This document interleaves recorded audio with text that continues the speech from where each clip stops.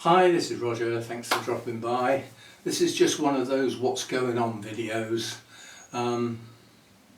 I've got my day out tomorrow and a big thank you to a couple of people that have done some very nice and generous donations towards that day.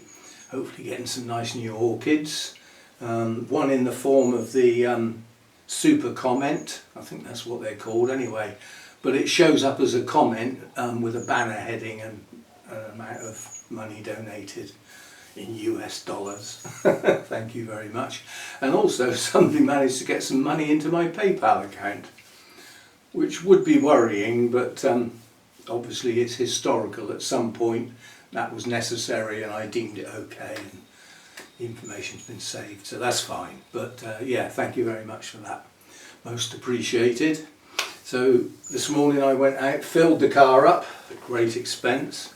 It looks like the fuel prices should start coming down now, with whatever faffing around is sort of coming to a conclusion. A lot of people sort of think, what the hell was the war for? Because it doesn't seem to have achieved that much, does it really? Nonetheless, if it can be finished, that's all well and good. Not just for you know, the countries involved, but for the economy of a hell of a lot of the rest of the world, which has been messed up. Cheers for that. The main, what do you call it, elephant in the room, and it's not quite the right expression, is the fact that part and parcel of this arrangement is that the other lot over there stop chucking weapons at all their neighbours and invading their neighbours, and they've been told to stop it. Have they stopped it? Have they? Hell, they don't care, do they? They just don't care. Anyway, something will have to be sorted. Basically, the defence of that country is totally dependent on America and this current president. And if he starts getting iffy and miffed, he can do some quite drastic stuff. That might teach him. We'll see. I can't see it happening, but that would be a good thing in my opinion. It's stop the missiles that form their defence, so that they get some of their own back. Because that's the only reason they're safe, is American weaponry. Anyway, back to today. Filled the car up and there was a special offer. I'll go and get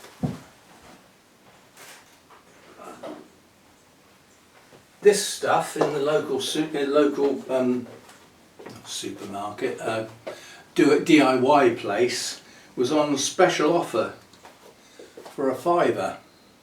Now this is systemic. It's got all the necessary stuff in it. It's a litre. On the main picture it says aphids, leafhoppers, scale insects and whitefly. And the reason I wanted to get some more, I looked up online, you know, to see where I could get something reasonably cheap, and I was after the same stuff as I had before, but I kept seeing this. This kept coming up and had pretty good reviews as well. Because I know when, I forget what this used to be called, but it changed its name to Provanto when it was taken over by another company, and at that point the systemic effect was basically lost. So I just disregarded it from then on. But it's back. The appropriate chemicals are in this. So it will be systemic. And, you know, like to spray one of these cymbidiums, will probably use a quarter of that bottle.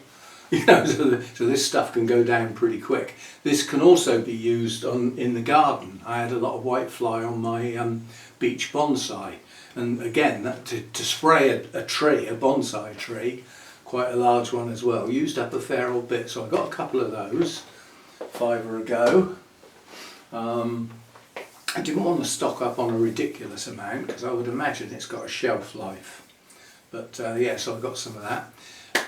In that place they have a little garden centre out the back. I went out there to see if they had a buddleia for the bare patch in the garden where the decking is being played with. But they didn't have one. Much to my annoyance, they, talking of decking and everything, I've done a before look. Hannah's down for the weekend. We always do some gardening and some work in the garden. So there's a video on the other channel looking around the garden and saying what work I'm hoping between the two of us we can get done. And for once we'll be doing two different types of work. I'm hoping to be doing staining, so I shall be scruffy clothes and paintbrush man, and Hannah will be doing secateurs and tidying up and things like that. So we'll be doing two different types of work, and hopefully if it doesn't get too hot we can get an awful lot done. Last time we were messed up by the heat, we had to stop. There was still plenty of day left, but it was just too hot to be outside. Now it's going to be warm again this weekend, which means hopefully it's going to be fine. No rain is good while you're trying to work outside, and it will be good for me because I'm hoping to do staining and things and finish the decking off. But yeah, it is dependent on it not getting too hot. We've got very hot air coming in from lower down in Europe where they're getting some pretty serious temperatures. Sort of you know, Spain, Portugal and across, looks pretty hot down there. And we've got it here, but it tends to hit a line across England, and it's what they call the southeast gets it worse. Well, depending on where that line breaks the south coast, depends on how hot it gets here, because I'm sort of in the middle of the south coast. We shall see, but it was always a little bit cooler here on the coast, to do with sea breezes and things. It's like a little microclimate. But all being well, we will be getting work done outside. So that's that. In here, all my watering's up to scratch, which is good. All I've got to do is later today, wouldn't normally water this time of day, but as it gets to late afternoon, early evening, I'm going to water my mounts because I'm off at 6 o'clock in the morning tomorrow. So literally I won't be doing anything out here. I will put the fan on full blast. I will make sure the humidity's up at sort of 90–95%, and it's going to have to live with that all day. I'm not here to manually do anything about, you know, temperature or anything. I won't be able to open the doors, let some heat out.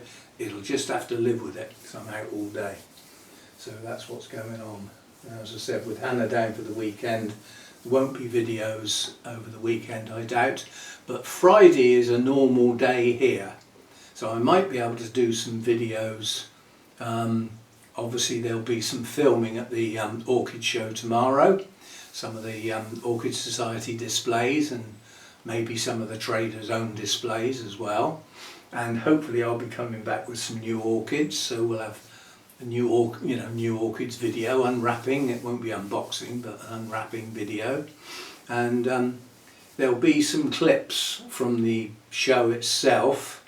So if I can put those together on Friday, then while Hannah's down at the weekend and we're busy doing other things, some videos should be able to be posted. There won't be a proper Sunday chat this week. I'll do it on Monday. I know it doesn't work as well on Monday, but it'll be there at least for people who can still watch it on Monday. And then after that, I've got nothing on. I've got quite a long period with nothing on at weekends, no trips out or anything. So I've got an awful lot of time to be around, and that will enable me to get that garden finished off, weather permitting. And because that's a lot of the stuff that we're going to try and do this weekend. I would have liked to have done quite a bit of that in advance of Hannah coming down, but it's just been raining on and off all the time. You know, I can't get my paintbrush out when it's wet. But that wet seems to be finished now, although it was raining first thing this morning again. Just light drizzly rain. Not enough to do a lot of good, but you know, And it's cloudy today. Don't think the sun's been out at all today. It's just cloudy and dull, but it's still quite warm out. You know, the actual ambient temperature outside is quite warm. Anyway, oh, excuse me, so that's all. I just noticed something. This better not be my buds dying. I don't think it will be. Hopefully this is okay. Do you know, I think that bud's blasted. Now what's done that, I wonder? That was pushing on quite nicely. Now that is the colour of the bloom. They are yellow with red markings. But I got a feeling that one may have blasted. The next bud behind is there, so maybe that will push on. That would be a shame if that has blasted, because I mean the plant itself has a new growth, but not quite sure why that might have happened. I have moved it, but then I didn't move it enough, I would have thought, to upset it. I moved it because the spike kept getting knocked. I was worried it was, you know, going to get knocked off. Anyway, we shall see. If I lose that bud, then, you know, the plant's healthy enough, it'll produce more. There isn't anything else that's coming out. This is that in shot? Yes. This dendrobium's open now. This is the one that lives up the back, but as it's coming into bloom, I've moved it over here. There's lots of buds on here. It has similarities to the infundibulum up here, but it's quite a bit more frilly. But similar colours. Similar colours. The Coelogene nitida is going to be gone soon. Oh, and I've just noticed right up the back, you won't be able to see, the Dendrobium Apollon, the buds are opening. So I'll have to bring that to the front. That's a nuisance, that plant. It will not stand up. That's why it's leaning. It's leaning against the wall, basically. Anyway, so yes, so that's what's going on. Big day out tomorrow. Big journey. While I was filling the car up, I went in to pay, and I got myself a pack of sandwiches. Put them in the fridge. Providing I remember to take them with me, that'll give me something to eat on the way. As I said, I'm not going to be here. I'm hoping to have something to eat before I leave, and at least one coffee, and then I'll just have to get going.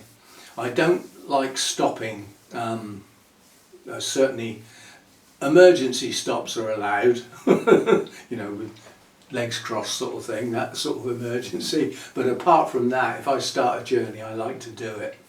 Now this journey is 2.5 to 3 hours, traffic permitting, and with a pack of sandwiches to tide me over till I get there, I'll be quite happy with that.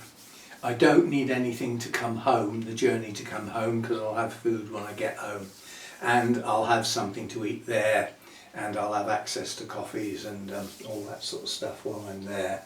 And there'll be quite a few people there that I know, apart from the traders themselves.